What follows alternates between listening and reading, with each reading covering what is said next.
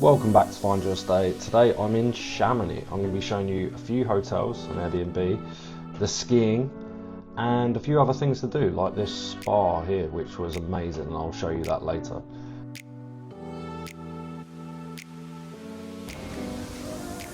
So the Airbnb we're staying in is just over there, and on this corner you have the Intersport, which has everything you'll need, including boot hire and things like that. It's very affordable, good quality, and yeah, it's kind of the go-to place if you want to do things quickly and keep it simple.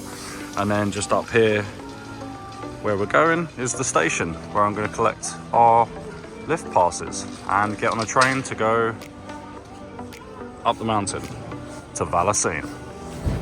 The train is really easy to do. If you're staying at a hotel, you actually get free train fare, so just ask for that. You pay it as part of the city tax. The train goes to a number of different resorts, my favourite being Vallorcine and Argentière, which I'll show you today.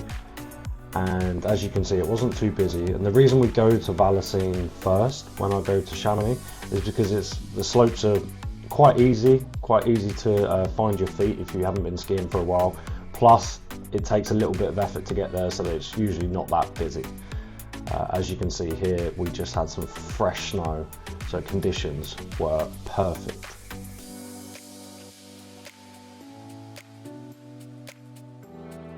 There is a place in Vallorcine to grab lunch on top of the mountain, and it's very easy to get to. It can get quite busy during the main part of the day because it is the only one on that side of the mountain, but it is very good. Alternatively, on one of the days, we brought our own lunch up there, and there's plenty of places to sit, have a nice view and relax. The ski run down actually just takes you to a gondola, as opposed to actually being able to ski all the way down, because even though it is high there, the snow conditions weren't great. When you get to the bottom, there is a bar hotel, and the trains actually run once every hour, so if you don't time it perfectly, this is actually a great place to stay. When you return back to Chamonix, you've got plenty of options for immediate Apres. You have the Elevation Cafe bar just in front of you, and just over the road from that you have a bit more of an intense bar, which is Chambre Neuf, which at about 6 o'clock gets very busy because of the live music they have every day. There are lots of other things to do in town, shops to visit, etc. And here you can see we were having fun in a toy shop. We were looking for somewhere good to go for dinner, and we found this place. I've never actually been there before, but I can highly recommend it. Although the food isn't Alps style food, it's very American. It was nice to have a break from all the cheesy fondue, plus the service here was beyond anything that you'll get at any other restaurant in Chamonix. Here is a quick tour of the Airbnb that we stayed in. Now, this was £669 for the week, so it was phenomenal value. There's 2 bedrooms, very spacious bedrooms, as you'll see, large living room, very quiet, lovely building, great location in the centre of town. I'll leave a link to the Airbnb itself in the description. Now, it was a bit dated, but I mean, it did the job, and for that price you can't really complain. As I say, there were 2 of us, and this is my room here, and it was perfect. I mean, it was literally perfect. You're seconds away from everything in town, and you even had a lovely balcony. As you can see there, there's a TV and stuff, but out here you have a lovely balcony with a view over Mont Blanc, which is very rare, especially for this price. So I do highly recommend it, especially if you're on a budget. There's Mont Blanc there.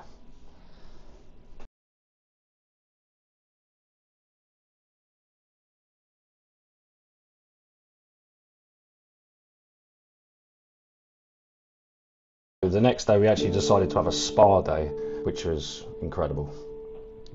It was slightly expensive. It was €70. However, I think it's totally worth it. It's something very different to do. If the snow's not great, this is a very good option. We spent about 2 or 3 hours here. There's plenty of saunas and cold plunges, and I didn't want to film inside because there were too many people and I didn't want to stick a camera in their face, but as you can see, the rest of it was very Instagram and not too busy, so I highly recommend it.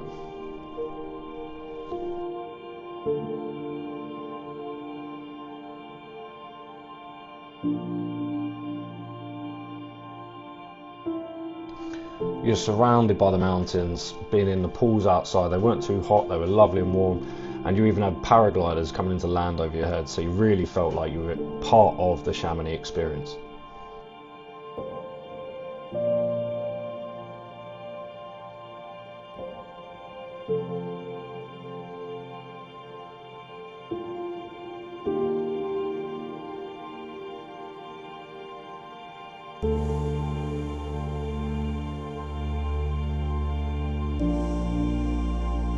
That night, we thought we'd make ourselves feel terrible again by heading to a burger place. Now, this is highly recommended. There's usually queues out the door, but Poco Loco, it was very good.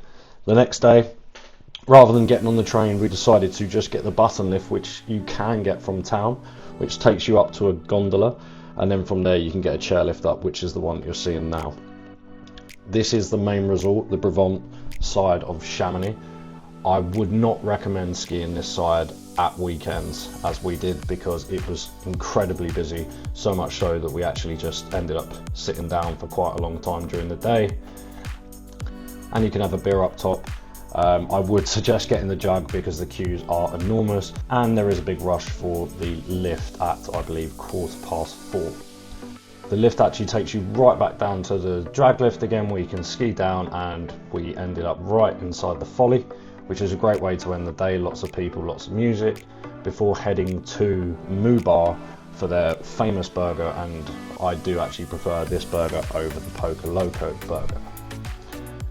Then I moved hotel, Park Hotel and Suites. It was a level up from the Airbnb, but it also cost significantly more. It was, I believe, 250 euros a night, but as you can see, it's very nice, and it had this sauna.